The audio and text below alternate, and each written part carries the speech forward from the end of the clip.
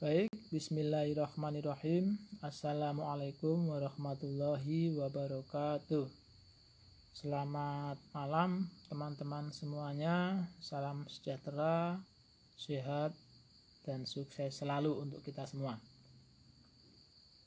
Pada kesempatan kali ini, saya ingin melanjutkan seri kuliah desa. Kali ini temanya adalah memuliakan desa, yaitu bagaimana seharusnya kita memahami dan memperlakukan desa.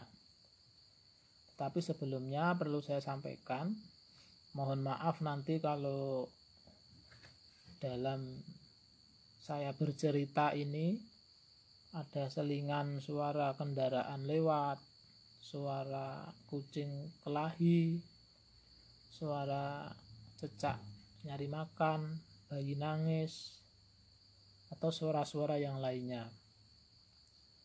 Mudah-mudahan itu tidak mengurangi kebahagiaan kita pada kesempatan kali ini, tetapi justru itu menyadarkan kita dan patut kita syukuri bahwa kita masih diberikan pendengaran yang baik, bisa membedakan itu suara apa, ini suara apa. Baiklah teman-teman semuanya, memahami desa itu sangat bergantung kepada atau ditentukan oleh sekurang-kurangnya saya mencatatnya ada 4 hal.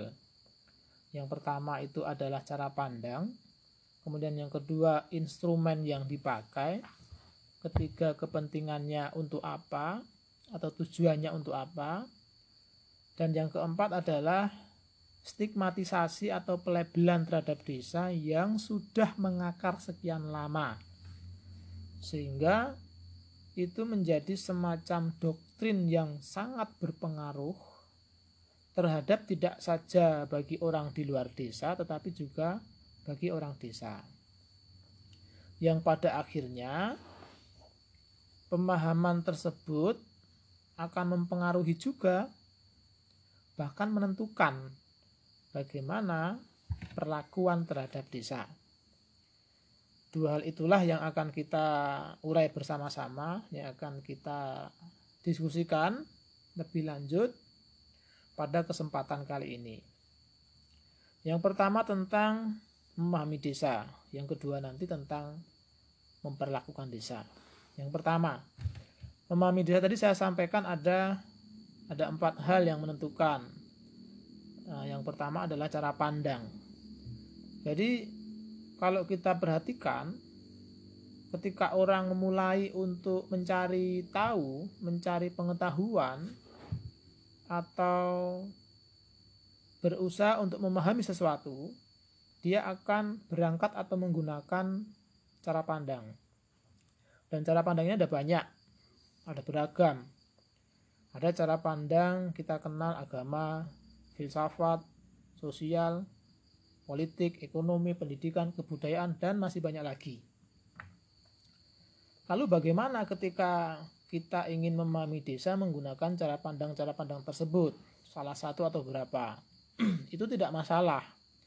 Itu tidak menjadi persoalan. Tetapi saya hanya ingin mengingatkan alangkah baiknya ketika kita berangkat dari tidak tahu, atau sebut saja itu sebagai cara pandang titik nol. Meskipun kita berangkat dari tidak tahu, tetapi setidak-tidaknya kita memiliki 2 hal yang itu akan menjadi bekal kita dalam memahami desa secara otentik, secara utuh. Yang pertama, instrumen untuk mencari tahu. Ini nanti bisa berupa instrumen penelitian, instrumen untuk mencari sumber-sumber pengetahuan di luar penelitian, atau yang lainnya. Kemudian yang kedua itu komitmen.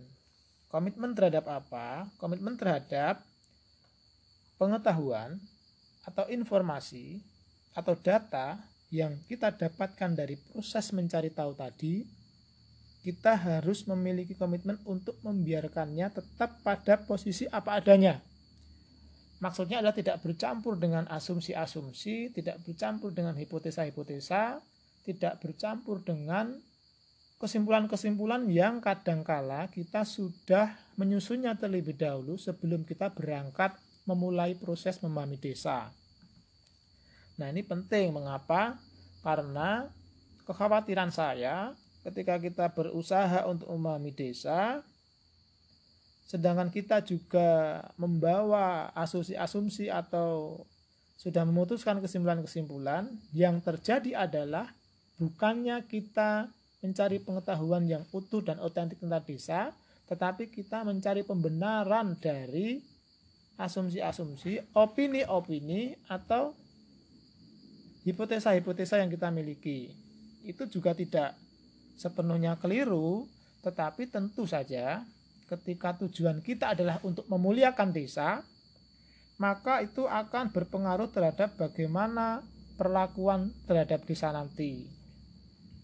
Jangan-jangan dikhawatirkan justru tidak memuliakan desa yang terjadi, tetapi menganggap desa tetap sebagai satu ruang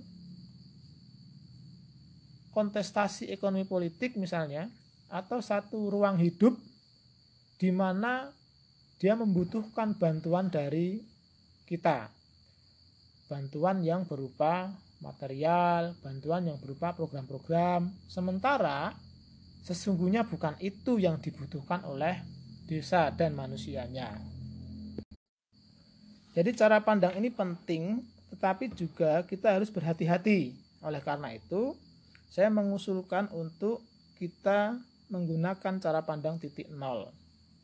Kita boleh saja memiliki teori, menyusun kesimpulan, tetapi nanti itu akan kita gunakan, akan kita benturkan ketika kita sudah kembali ke rumah, ketika kita sudah kembali di meja pengolahan data.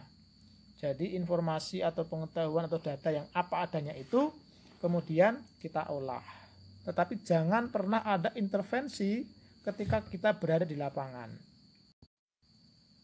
Kemudian yang kedua adalah instrumen, terutama instrumen untuk mencari tahu dalam rangka untuk memahami desa. Nah, instrumen ini ada banyak, tadi saya sebut ada penelitian, ada referensi, literatur, dan sebagainya. Nah, beberapa di antaranya nanti bisa teman-teman tambahkan sendiri. Itu bahan bacaan. Ini bisa buku, bisa jurnal, bisa disertasi, laporan penelitian, dan lain sebagainya. Ini silahkan dibaca sebanyak-banyaknya. Kemudian ada cerita lisan, ada forum atau hasil dari diskusi, seminar, dan lain sebagainya, serta penelitian-penelitian yang berkaitan dengan desa atau segala sesuatu yang berhubungan dengan desa. Pertanian, kemiskinan, kesejahteraan sosial, kesejahteraan masyarakat desa, dan lain sebagainya. Itu penelitian bisa dalam wujud survei atau mini riset atau riset yang serius dan dalam. Nah, silahkan Anda membaca buku sebanyak mungkin tentang desa. Silahkan juga menghadiri diskusi tentang desa, hadir baik sebagai peserta atau sebagai narasumber atau mungkin sebagai panitia penyelenggara, ya nggak apa-apa itu saya kira. Yang penting itu adalah bagian dari instrumen untuk mendapatkan pengetahuan tentang desa. Penelitian juga itu harus detail, harus utuh.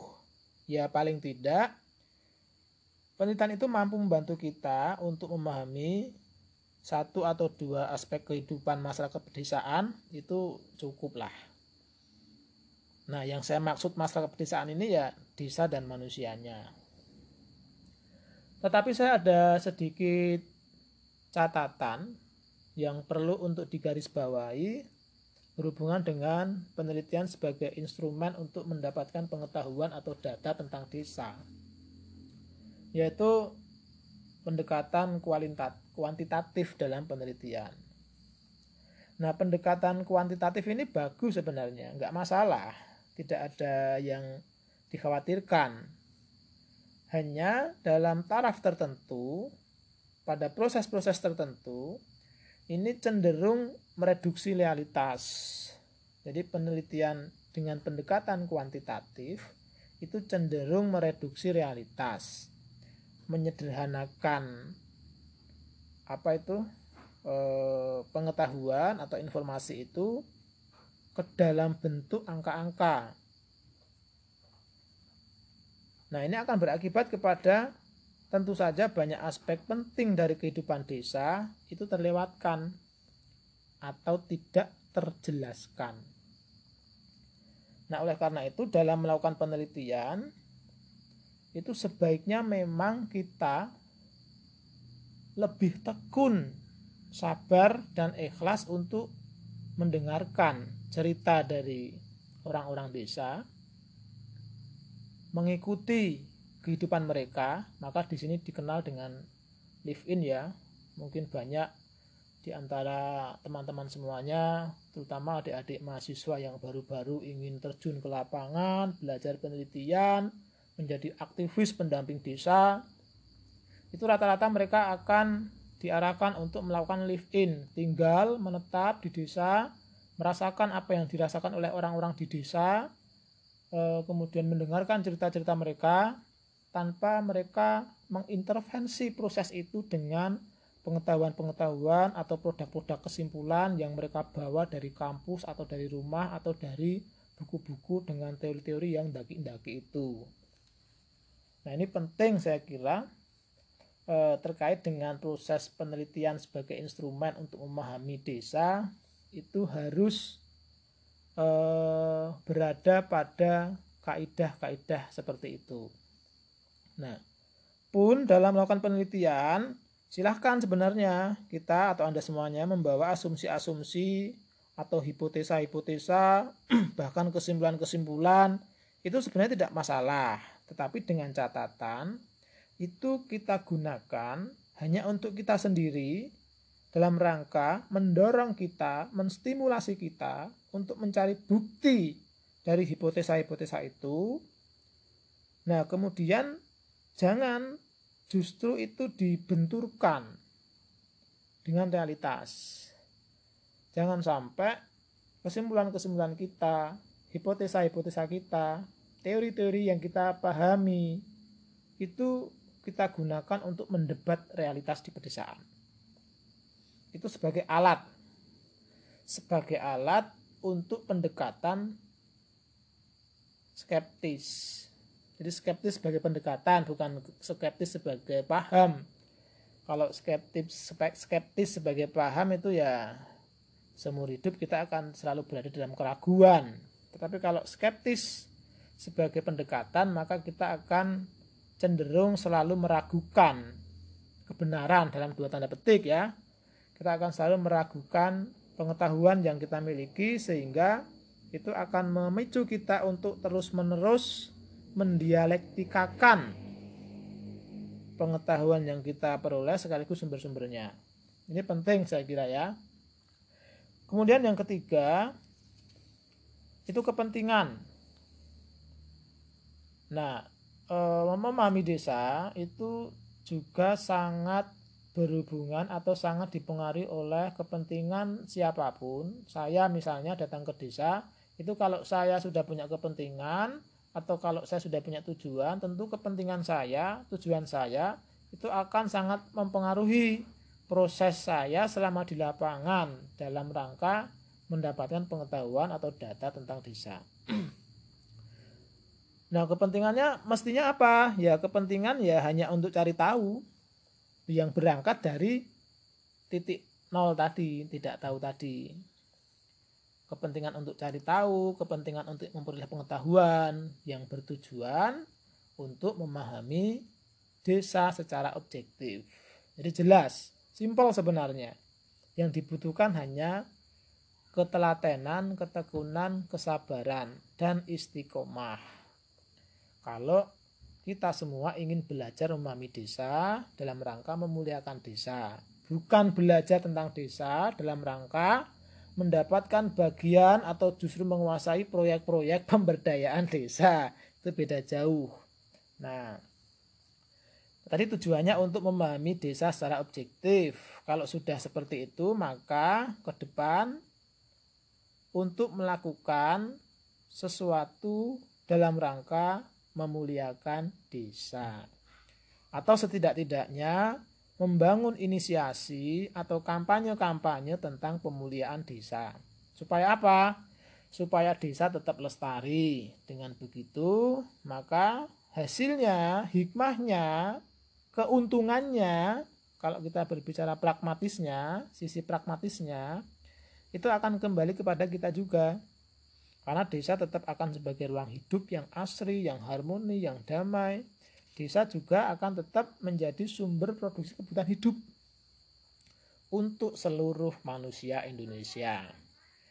Jadi yang kita makan itu padi, yang kita makan itu jagung atau hasil olahan dari padi, jagung, ubi, kedelai, buah-buahan seperti semangka, melon, pepaya, dan lain sebagainya. Juga sayur-sayuran, bumbu-bumbuan, itu tidak mungkin dalam skala yang lebih besar itu ditanam di kota. Karena kita tahu di kota sudah penuh dengan tanaman-tanaman dalam wujud beton, dalam wujud hotel, dalam wujud mall, dan lain-lain sebagainya. Nah, kemudian yang keempat itu berhubungan dengan stigmatisasi pelabelan. Nah, di sini saya ingin mengajak teman-teman semuanya untuk berhati-hati. Kita memang harus mengakui sebenarnya dan menyesalkan mengapa masih saja ada yang mengidentikan desa sebagai tempatnya segala sesuatu yang bersifat kuno atau tradisional, mengidentikan sebagai tempatnya orang-orang yang terbelakang, berpendidikan di bawah rata-rata, terisolir, miskin, memiliki kesadaran rendah terhadap politik dan perkembangan teknologi atau gaptek, banyak anak, kotor, lusuh, susah maju. Juga stigma-stigma yang sebenarnya kurang tepat. Beberapa mungkin memang pas, tetapi tentu ada alasannya. Benar bahwa orang desa itu banyak anak. Benar bahwa secara faktual orang-orang desa itu kotor ketika berada di sawah atau pulang dari sawah. Lusuh ketika penuh dengan keringat. Tetapi kekotoran mereka, kelusuhan mereka itu untuk memastikan apa yang kita butuhkan itu selalu ada. Nah, kalau berbicara tentang tradisional, terbelakang, berpendidikan rendah dan lain sebagainya tadi, masih ada memang beberapa, tapi itu bukan kemudian menjadi kekurangan orang-orang desa, bukan menjadi kelemahan orang-orang desa. Dalam beberapa hal ada justru sifat tradisional, kemudian gaptek, pada sisi-sisi tertentu itu lebih berada pada derajat yang mulia dibandingkan kita. Mereka tidak mengenal hoax, mereka tidak mengenal provokasi, mereka tidak mengenal kebencian melalui sosial media, dan lain sebagainya. Yang mereka tahu adalah mereka hidup, mereka bekerja untuk diri sendiri dan keluarga, dan ketika sudah tercukupi, kelebihannya, surplusnya, itu akan mereka jual untuk pemenuhan kebutuhan rakyat Indonesia tanpa menghendaki keuntungan yang besar. Yang penting cukup. Itu yang harus kita pahami tentang stigmatisasi yang selama ini begitu mengakar kuat sebagai doktrin yang berpengaruh terhadap tidak hanya orang di luar desa tapi juga orang-orang desa. Sehingga banyak orang-orang desa yang terpengaruh kemudian bekerja di kota. Nanti kalau semua orang-orang desa itu ke kota, sementara di kota itu sudah tidak ada ruang ekonomi yang bisa dimaksimalkan, yang bisa diberdayakan, orang-orang kota, terutama mereka konglomerasi yang berkapital besar, mereka akan datang ke desa merubah segala sesuatunya. Mereka akan benar-benar menjadikan desa sebagai ruang kontestasi ekonomi dan politik. Dan ketika kita datang kembali ke desa, pulang ke desa, yang tersisa adalah terpisahnya orang desa dari ruang hidupnya, dari sumber-sumber kehidupannya. Terpaksa harus menjadi buruh dengan upah yang nurut, mau dikasih berapapun selama itu bisa untuk mencukupi kebutuhan hidup. Tentu itu tidak kita kehendaki. Belum lagi ketika desa sudah berubah menjadi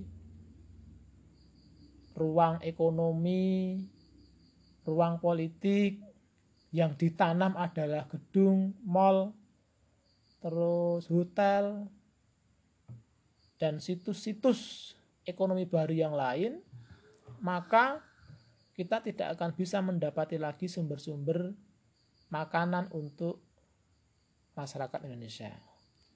Nah, ini sangat penting sebenarnya.